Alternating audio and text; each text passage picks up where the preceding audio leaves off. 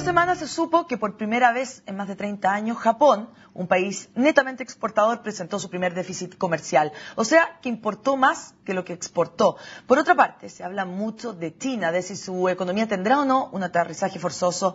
Para analizar todo esto, conversaremos hoy con la analista directora del Centro de Asia-Pacífico de la Universidad Diego Portales, Yuli Kim. Muchas gracias por estar con nosotros. Muchas gracias, Marlene, por la invitación. ¿Sorprendió esta noticia de Japón?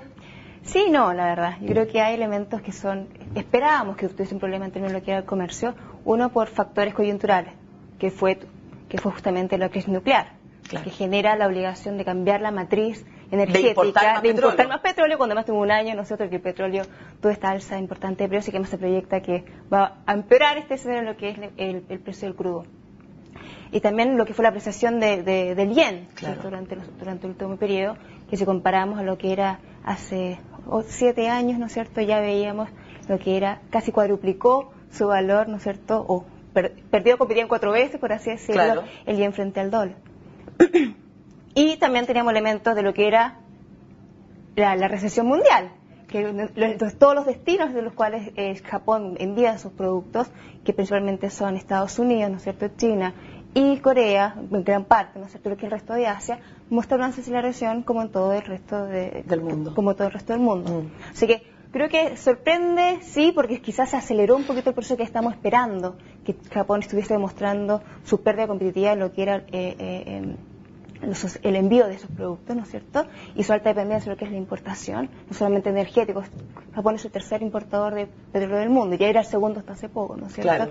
Y a su vez lo que es alimentos, una gran dependencia en lo que es importación de alimentos, y obviamente todos los commodities, por eso es que nosotros dependemos mucho de lo que es la versión de Japón. Y de Japón, lógico. ¿Entonces? Pero, a ver, Japón en este momento, Japón fue, ¿no es cierto?, ha sido y sigue siendo una potencia mundial. Sin embargo, hay la percepción de que es una potencia mundial un poco en decadencia, no ha podido salir de su década perdida. Sí. ¿Cómo se ve Japón? La verdad es que en la realidad de Japón el día de hoy se ve bastante complicada, ¿no?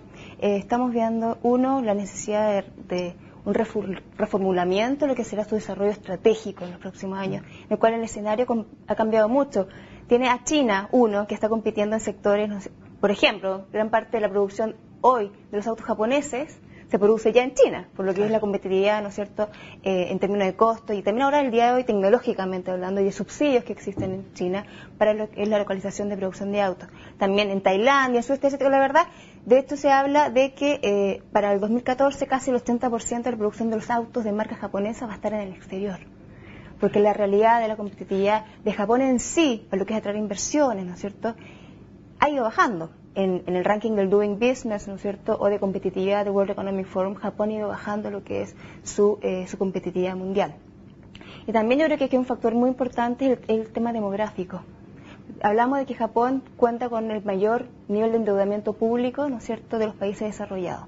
Y no es que estén generando puentes que no tienen fin, o estén generando infraestructura, ¿no es cierto?, sin sentido, por temas políticos. El sistema de pensiones. Sino el sistema de pensiones, porque Japón el día de hoy tiene el problema de que no están naciendo niños, o no han nacido durante las últimas décadas, ¿no es cierto?, y además tiene mucha restricción en lo que es la inmigración de la fuerza laboral.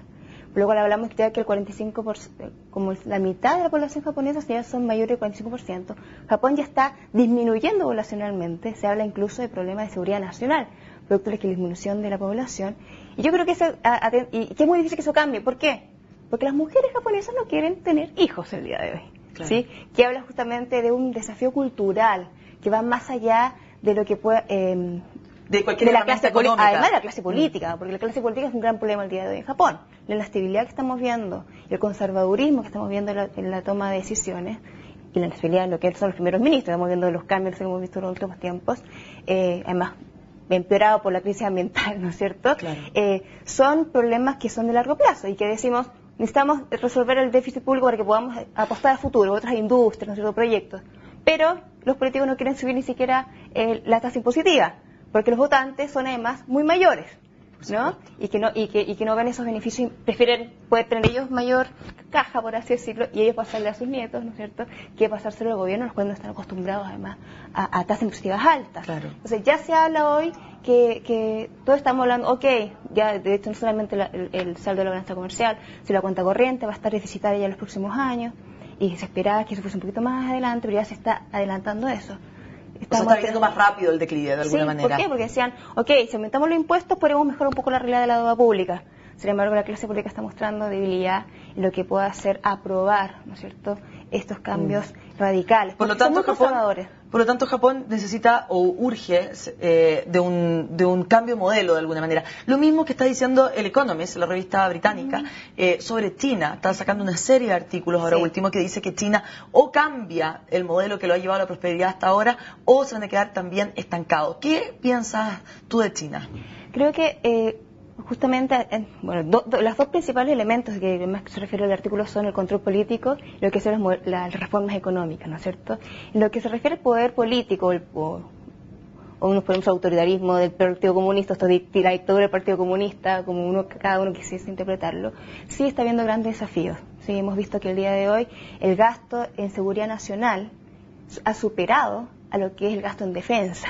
Claro. A ese nivel ha llegado un nivel de efervescencia, ¿no es cierto?, problemas laborales, problemas sociales, finalmente, en todo China. ¿Cierto? Lo que es el aumento de expectativas, de las demandas por parte de los trabajadores. Por ejemplo, lo que son los sueldos de este año fueron aumentados en un 20%. Estamos viendo un cambio muy radical en lo que es la amenaza política. Vimos la semana pasada lo que fue de nuevo la agudización del problema, ¿no es cierto?, con el Tíbet, en niveles que nunca habíamos visto desde el 2008, previo a la Olimpiada, ¿no es cierto? Y lo que es las reformas económicas también. ¿Por qué? Porque se han visto obligados a acelerar el proceso que ya estaba muy consciente. De hecho, el nuevo plan quinquenal, pues China funciona con planes quinquenales, ¿no es cierto? Claro. El plan quinquenal de 2012-2017, que ya fue formulado antes de que, durante la crisis, ¿verdad?, de subprime, establecía que China ahora su principal foco es desde las exportaciones, ¿no es cierto?, de al consumo interno. Al consumo interno y además desarrollo de sectores de alta tecnología, ¿no es cierto? Porque está muy consciente que lo mismo que está hablando con Japón, en general en Asia, que de hecho en Economist hay un artículo que es Lonely Hearts, ¿no es cierto?, de los corazones solos, que fue uno de los artículos más leídos por Economist el año pasado, es que la baja tasa de fertilidad, por este cambio sociológico, que está afectando a lo que es la economía. En China también, el día de hoy, no solamente por la política de un hijo único, sino por lo que es el ratio de un hijo, 2 papás, 4 abuelos. Estamos viendo grandes problemas en términos de lo que puede ser el déficit fiscal, ¿no es cierto? Ajá. Y lo del sistema de pensiones. El sistema de pensiones, que está asociado al sistema financiero y todos los problemas que vemos el día de hoy. Junto a lo que el día de hoy sí depende de las exportaciones, Europa, su principal destino de exportaciones. Ojalá, ¿no es cierto?, no caiga lo que dijo Lagarde, ¿no es cierto?, que estamos hablando de la peor crisis de los 30, ¿sí? Y a su vez Estados Unidos con esta incertidumbre. Claro. Junto a desafíos internos, en términos políticos, cuando este año se lleva a cabo el cambio, ¿no es cierto?, de gobierno. Claro. Entonces, la verdad es que sí, necesita un cambio, pero yo creo que a mí me parece que si hay un elemento destacable de cómo ha funcionado este desarrollo de China ha sido planificación, ¿sí? Y han desarrollado ya un plan que se está cumpliendo en el sentido de ir cambiando, ¿no es cierto?, la matriz de desarrollo de China y sabiendo, por ejemplo, que la fuerza laboral china ya no iba a ser, va a ser menor, ¿no es cierto? Vimos ya esta semana, ¿no?, que ya Chile por primera vez en la historia es más urbana que rural. Que rural, claro, ¿cierto? y eso le pasó, sí. Entonces, es un cambio. Entonces ya saben que India va a ser más competitivo que China muy prontamente, por la población que va a tener, que va a ser mayor que la China, en lo que es manufactura liviana. Entonces ya están en lo que es energías limpias, ¿no?, lo que es telecomunicaciones, etcétera. Y de hecho ya estamos viendo a nivel latinoamericano la llegada de esos nuevos sectores de China, en lo que fue Goldwind, segunda productora china en turbinas eólicas, que ya estarían vendiendo a Chile. También han logrado en Ecuador, en Brasil, ¿no es cierto? Sabemos también de potenciales inversiones chinas en Hidroaicén, ¿cierto? Evidenciando también acá lo que es este cambio, ¿no es cierto?, de paradigmas y de lo que es la apuesta obligada el día de hoy, porque es verdad que la crisis mundial que está generando que Chile está obligado a hacer esto y no solamente acelerar este proceso de dejar de depender solamente de las exportaciones y de los costos laborales bajos. Lógico. Que ya ha ido cambiando. Empezar a ser más competitivo de alguna manera, más aún, pero con otros factores de competencia, de competitividad. Sí. En este momento está el año nuevo asiático, ¿no es cierto?, en China. Todo el año nuevo chino, pero la verdad es que es lunar, es para todo Asia el año nuevo lunar, ¿sí? Exacto. ¿Cómo influye esto en la economía también? De hecho, dentro de lo que fue la inyección, bueno, la baja de la tasa de reserva que debían mantener los bancos por parte de China, que todos celebraron mucho, las bolsas subieron como nunca, ¿no es cierto?, hace 2 semanas, tenían que ver con inyección de recursos para que los chinos pudiesen gastar. Pudiesen celebrar y gastar muy importante.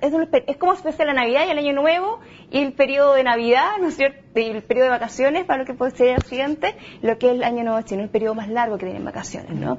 Y que realizan mucho consumo. Entonces, de hecho vamos a tener que esperar a ver cómo salen los resultados de lo que fue el desarrollo del consumo, ¿no es cierto? Durante toda esta semana que acaba de pasar. Y para ver como indicador, ¿no es cierto?, de potenciales señales de cuán forzoso o no el aterrizaje de China, claro, por supuesto.